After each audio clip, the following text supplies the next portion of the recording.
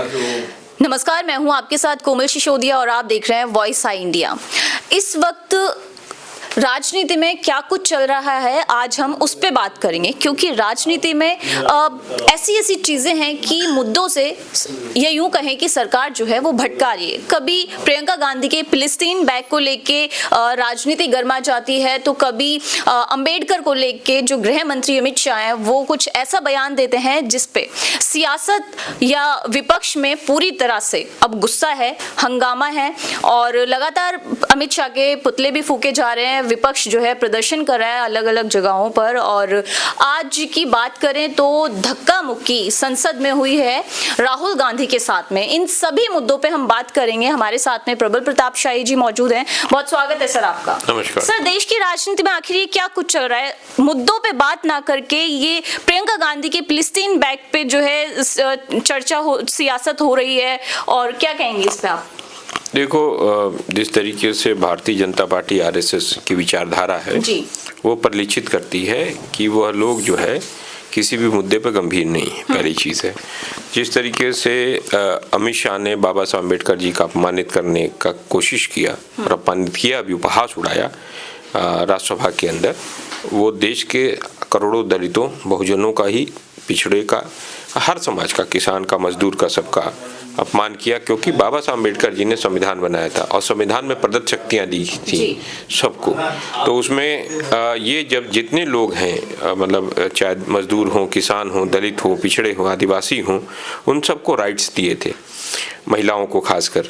तो मुझे लगता है, अल्पसंख्यक समाज को भी, तो मुझे लगता है कि भारतीय जनता पार्टी और आरएसएस आज से नहीं, जब बाबा साहब अम्बेडकर जी संविधान बना रहे थे, जब संविधान बनने की प्रक्रिया में भी था, तब से वो विरोध करते हैं। और 1949 में जब हमारा संविधान बनकर तैयार हुआ, उस समय रामलीला मैदान में इन संघियों ने, जनसंघियों ने मिलकर एक सभा की और उसमें बाबा साहब अम्बेडकर के पुतले फूके और यहाँ तक प्रतियां भी जलाने का काम किया था इन्होंने संविधान की। तो ये उस तरह के लोग, इन्होंने कभी भी अपने कार्यालय पर, आरएसएस के कार्यालय पर कभी तिरंगा नहीं लगाया।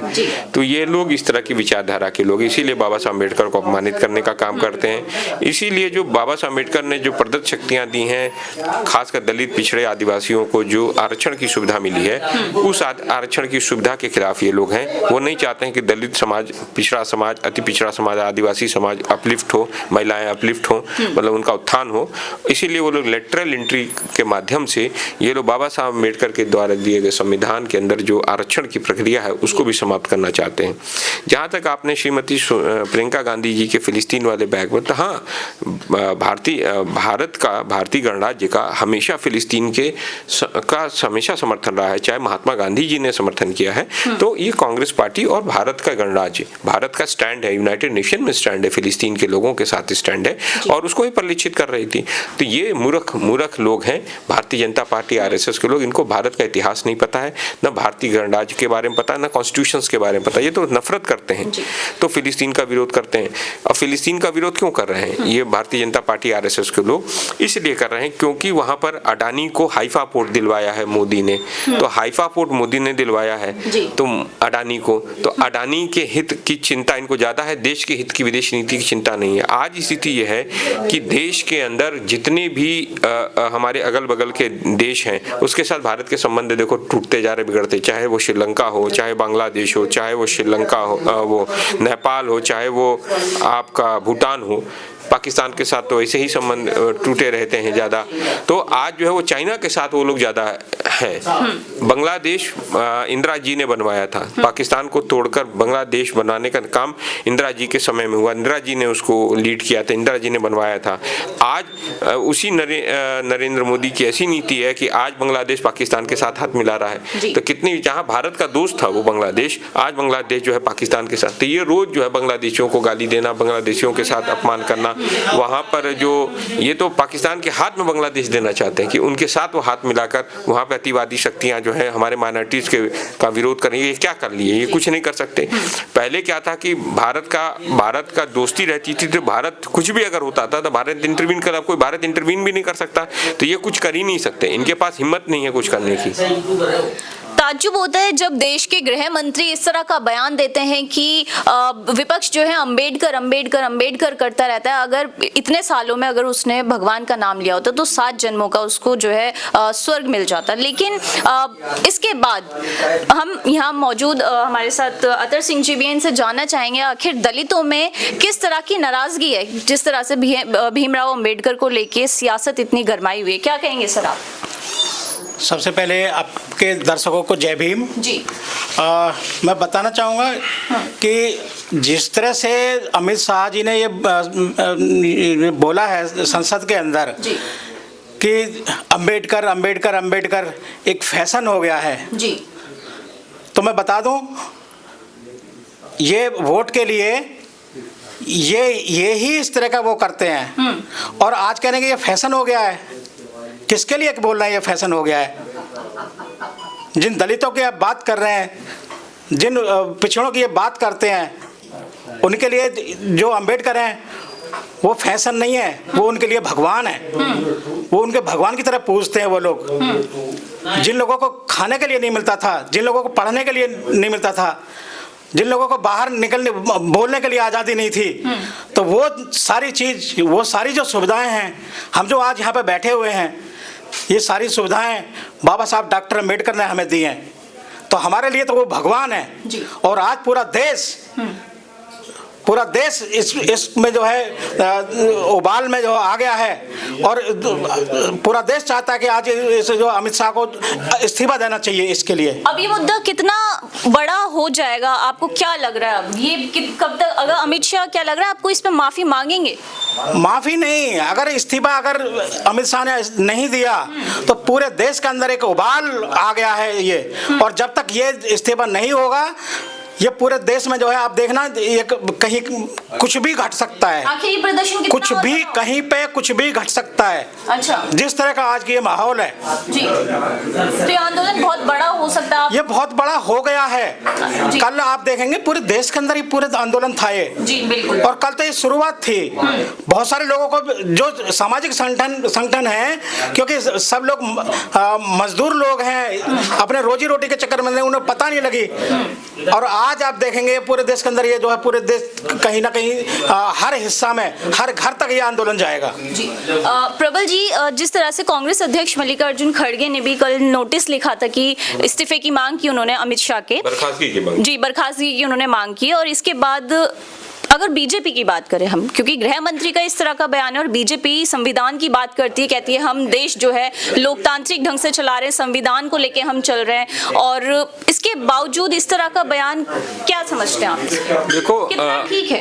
क्या अमित शाह इस पे माफी मांगेंगे या इस्तीफा अमित शाह का देखो तो मुमकिन नहीं है?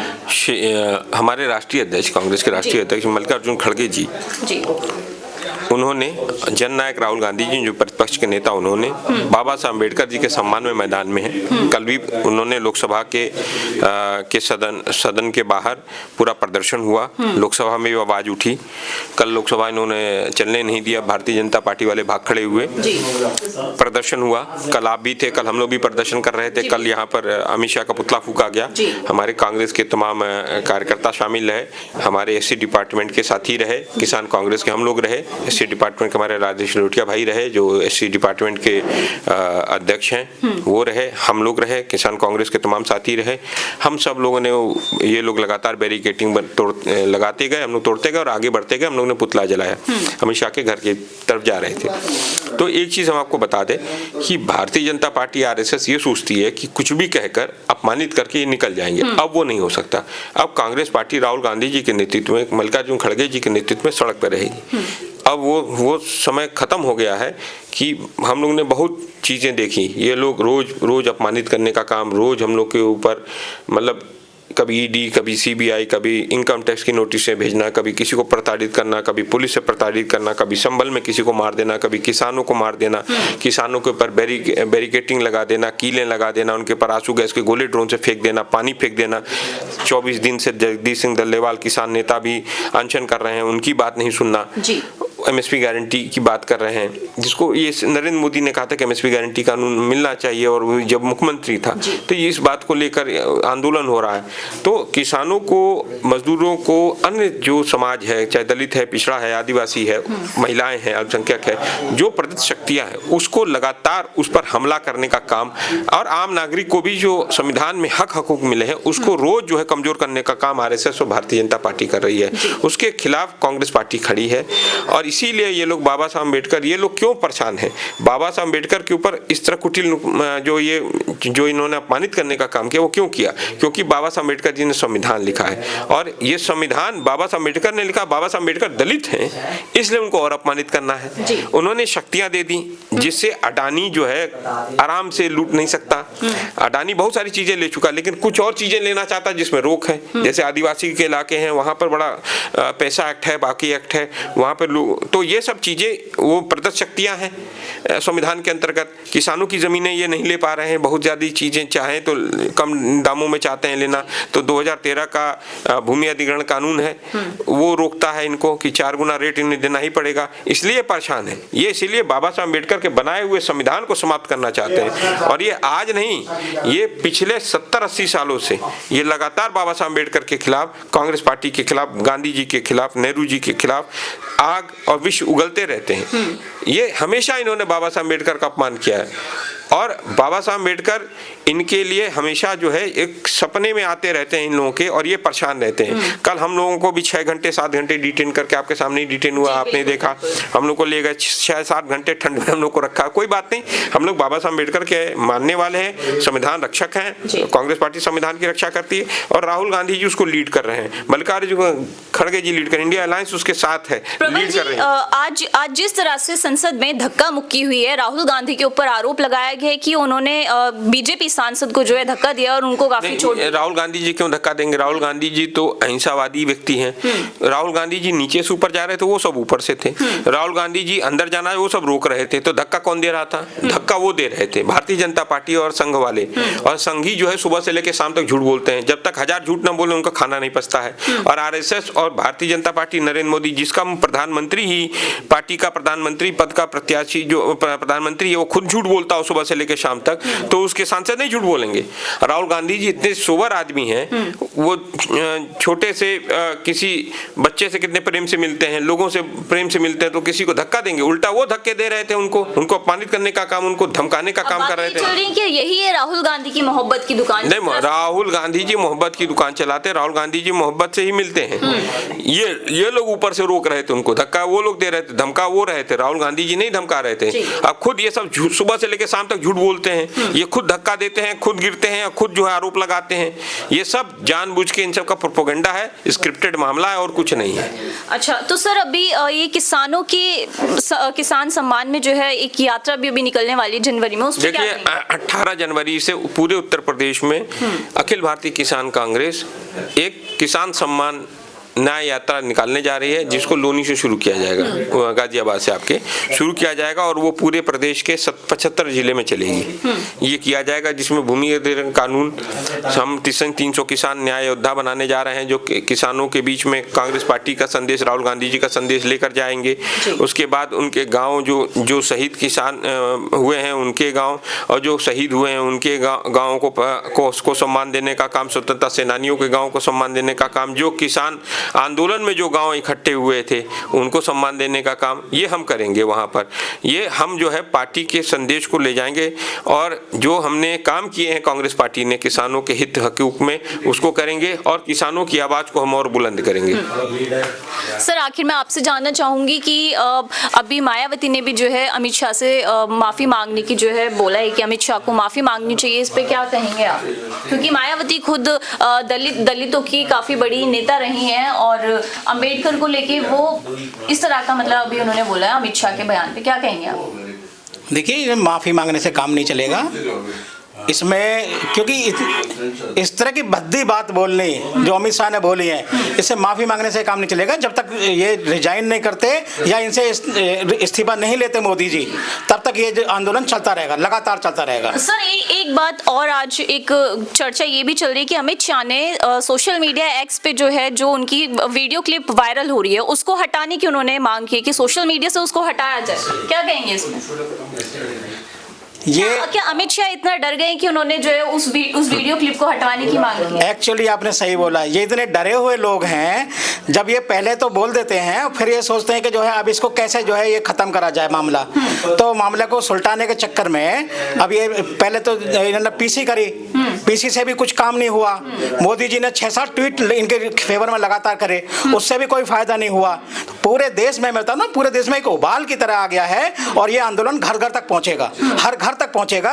और जब तक ये मोदी जी इनको हटा नहीं देते या ये रिजाइन नहीं कर देते, तब तक ये आंदोलन बराबर चलता रहेगा। देखो, इसमें जो है हमारा प्रमुख मांग है कि संविधान की रक्षा करनी है और इसके लिए कांग्रेस पार्टी इंडिया अलायंस लगी रहेगी और अमित शाह का बर्खास्तगी होगा, अमित शाह को माफी मांगनी पड़ेगी, ये मैं आज गारंटी दे रहा हूँ। ये आंदोलन तब तक चलता रहेगा। अगर अमित शाह का बयान इतना ठीक है, इतना सटीक है, तो उनको बार बार प्रेस कॉन्फ्रेंस करके क्यों सफाई पेश करनी पड़ रही है? और क्यों उनको और क्यों उनको अमित शाह ने अपमान किया है बाबा साहब अम्बेडकर का और भारत के संविधान का, करोड़ों दलितों का, बहुजनों का, अल्पसंख्यकों का, महिलाओं का, आदिवासियों का, पिछड़ों का।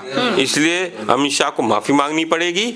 और अमित शाह कहते हैं कि भगवान, तो मैं कह रहा हूँ प्रबल प्रताप शाही कि हाँ, हमारा नाम संविधान है और हमारे पिता का नाम बाबा साहब अम्बेडकर है और आज बाबा साहब अम्बेडकर के कारण ही आज हम फ्रीडम ऑफ एक्सप्रेशन में आज हम बोल पा रहे। एक सामान्य परिवार के व्यक्ति हैं हम लोग के परदादा आजाद हिंद फौज में, हम लोग सामान्य परिवार से आते हैं, किसान परिवार से आते हैं। आज हम लोग उठकर और आज जो है दिल्ली के, हम कहाँ गोरखपुर, कहाँ दिल्ली, आज वो इसलिए हो रहा है क्योंकि बाबा साहब अम्बेडकर के कारण हम लोग पढ़े, हम लोग लिखे, हम लोग आगे बढ़े, हम सबको हक मिला है और आज हम यहाँ पर आकर बैठे हुए हैं। आज हम राजनीतिक गलियारों में घूम रहे हैं। एक सामान्य परिवार के नौजवान भी आके काम कर सकते हैं, ये बाबा साहब अम्बेडकर के कारण ही वो हो पाया है। इसलिए आज देश का अगर कोई भगवान है तो बाबा साहब अम्बेडकर है। ये नरेंद्र मोदी भी समझ ले, अमित शाह भी समझ ले और मोहन भागवत भी समझ ले। और अमित शाह को बर्खास्तगी होगी, उसको माफी मांगना पड़ेगा जी। सर, अभी आंदोलन कितना बड़ा मोड़ लेने, ये आंदोलन बड़ा होता रहेगा, रोज इसमें लोग बढ़ते रहेंगे। नरेंद्र मोदी ने, अमित शाह ने और मोहन भागवत RSS ने देश के करोड़ों लोगों को अपमानित करने का उनको चैलेंज किया है और ये देश के करोड़ों किसान, मजदूर, आदिवासी, दलित, पिछड़े, महिलाएं, अल्पसंख्यक उठ खड़े हुए हैं। ये सड़कें गर्म होंगी और अमित शाह को बर्खास्त होना पड़ेगा, बर्खास्तगी होगी, उसको माफी मांगना पड़ेगा, अन्यथा ये सरकार जाएगी, मैं बता दे रहा हूं। जी, चलिए, बहुत बहुत धन्यवाद सर। जैसा कि अमित शाह के बयान को लेकर सियासत काफी गरमाई हुई है और आज एक नया सियासत में देखने को मिल रहा है कि धक्का मार सियासत जो है देखने को मिल रही है। संसद में बीजेपी जो है इस तरह का आरोप लगा रही है कि धक्का दिया है राहुल गांधी ने। लेकिन बहरहाल देखना होगा कि अभी ये आंदोलन कितना बड़ा रुख लेता है। क्या अमित शाह माफी मांगेंगे या उनका इस्तीफा होगा, क्योंकि विपक्ष जो है इस्तीफे की मांग कर रहा है लगातार। बहुत बहुत धन्यवाद।